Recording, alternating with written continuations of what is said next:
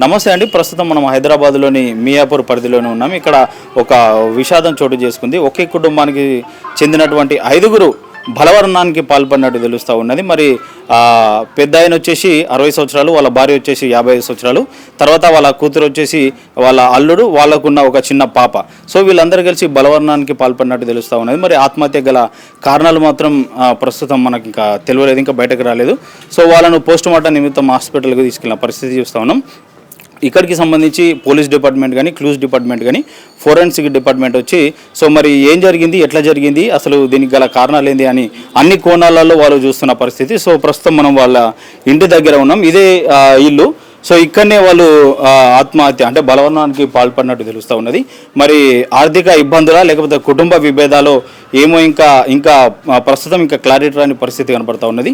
మొత్తానికైతే ఒకటే కుటుంబానికి చెందిన 5గురు అంటే చిన్న పాపకు ఫస్ట్